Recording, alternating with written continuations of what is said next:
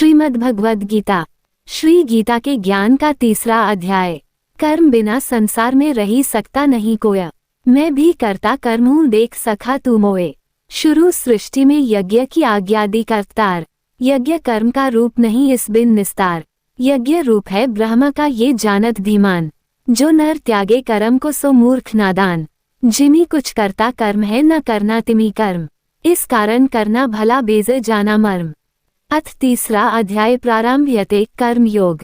अर्जुन ने पूछा, हे जनार्दन, यदि आपके तप से कर्म से बुद्धि श्रेष्ठ है तो केशव, मुझे इस घोर कर्म में क्यों लगाते हो? मिले हुए वचनों से आप मेरी बुद्धि को भ्रम में डाल रहे हैं। निश्चय करके मुझे बताइए जिससे मैं कल्याण को प्राप्त होऊं। श्री कृष्ण जी बोले, हे निष्पाप अर्जुन, मैं पहले समझा चुका हूँ कि इस लोक में दो प्रकार की निष्ठा कही है, एक तो सांख्य वालों का ज्ञान योग और दूसरा योगियों को कर्म योग।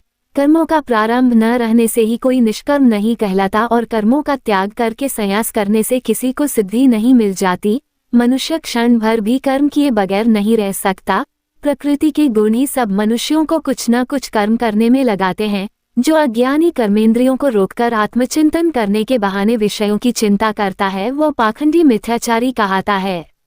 हे अर्जुन, जो इंद्रियों को मन से दमन कर विषयों में प्रवृत्त न होने देकर उनसे कार्य लेता है वह कर्म योग का अभ्यास करता है और श्रेष्ठ कहलाता है। अपने धर्म के अनुसार नियमित कर्म करो, बिना कर्म किए तुम्हारे शरीर का निर्वाह नहीं हो सकता। हे कौन्तेय, यज्ञ के निमित्त किए जाने वाले कर्मों को छोड़कर जितने कर्म हैं उनके करने से मनुष्य को बंधन होता है। अतएव तुम फल की इच्छा त्याग कर यज्ञ के लिए कर्म करो। सृष्टि के आरंभ काल में ब्रह्मा जी ने यज्ञ सहित प्रजा को उत्पन्न कर प्रजा से कहा था कि यज्ञादि कर्म करके वृद्धि को प्राप्त होंगे। यही सब कर्म करो, तुम्हारे निमित्त कामधेनु होवेंगे। इस यज्ञ से तुम देवताओं को संतुष्ट करते रहो और देवता भी तुमको संतुष्ट करेंगे। इस प्रकार परस्पर बर्ताव करते हुए तुम और देवता कल्याण को प्राप्त होवोगे। यज्ञ आदि कर्मों से प्रसन्न होकर देवता इच्छित सुख की सामग्रियां देंगे, परंतु उनके दिए हुए दान को जो बिना उनके भोग लगाए ग्रहण करता है वह चोर है। पंच महायज्ञ करके जो शेष बचा हुआ भोग ग्रहण करता है वे सब पापों से मुक्त हो जाते हैं, और जो अपने निमित्त ही अन्न पकाते हैं वे पापी पुरुष पाप को ही भक्षण करते हैं।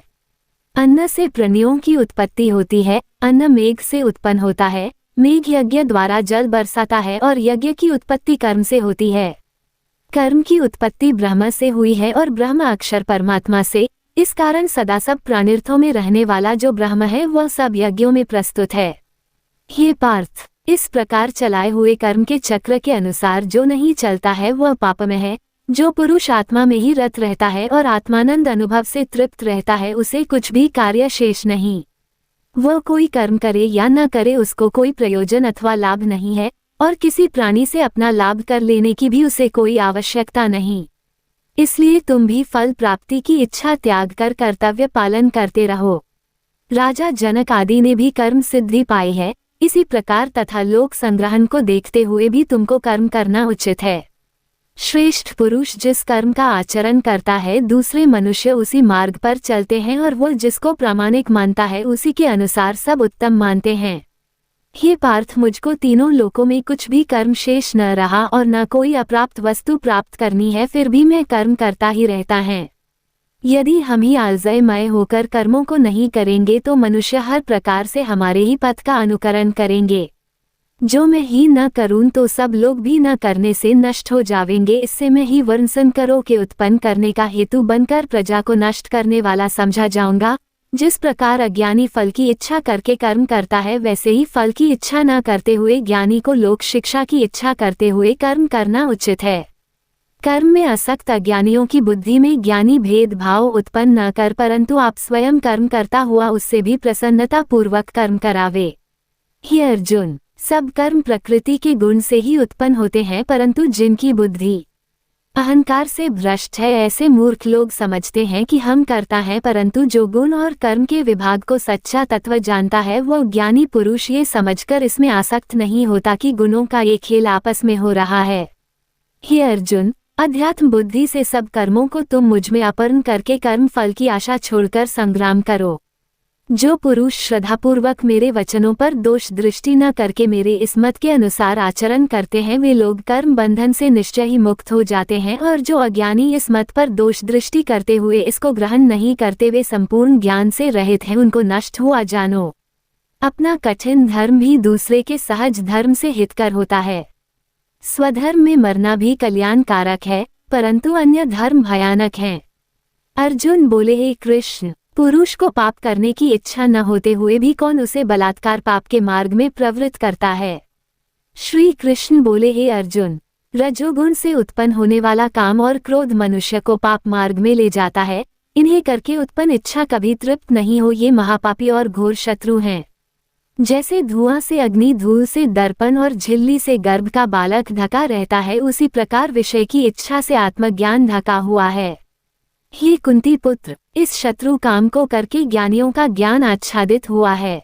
इंद्रिया, मन और बुद्धि इस काम के आश्रय स्थान है। इनके सहारे विषय इच्छा ज्ञान को आच्छादित करके जीव को मोहित कर लेती है। अतः तुम सर्वप्रथम इंद्रियों को वश में करके ज्ञान और विज्ञान को नष्ट करने वाले इस काम को जीतो। कहते हैं कि इंद्रियां प्रबल हैं और इंद्रियों से भी प्रबल मन है। इस प्रकार जो बुद्धि से परे हैं, उस आत्मा को जानकर निश्चयात्मक बुद्धि द्वारा मन को निश्चल करके, हे महाबाहो, तुम उस दुर्धर शत्रु काम को जीत लो। तिस उपनिषद सुब्रह्म विद्या योग शास्त्रे श्री कृष्ण अर्जुन संवादे भक्ति योगो नाम तृतीय अध्याय समाप्त। अथ तीसरे अध्याय का महात्म्य।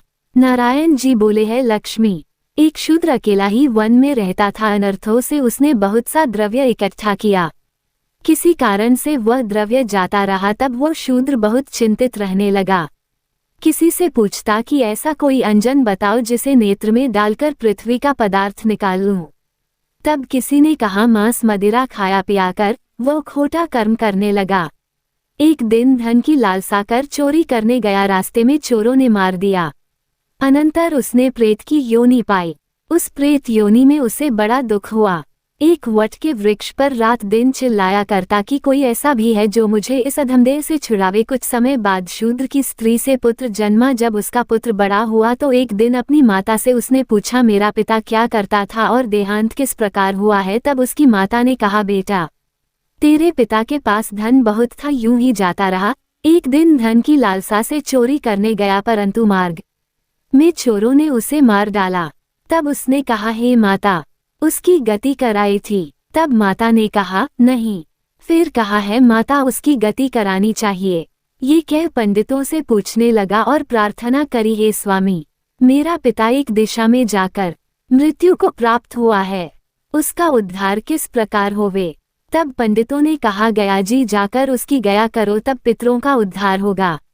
ये सुन माता की आज्ञा लेकर गया जी को गमन किया। प्रयागराज का दर्शन स्नान करके फिर आगे को चला। रास्ते में एक वृक्ष के नीचे बैठा, वहां उसको बड़ा भय हुआ।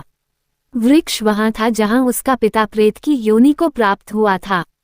उसी जगह में चोरों ने उसको मारा था। तब उस बालक ने अपना गुरु मंत्र पढ़ा। उसका एक और भी नियम था, वो एक अध्याय श्री गीता जी का भी नित्य पाठ किया करता था। उस दिन उसने श्री गीता जी के तीसरे अध्याय का पाठ उस वृक्ष के तले बैठकर किया। वह उसके पिता ने प्रेत योनि में सुना।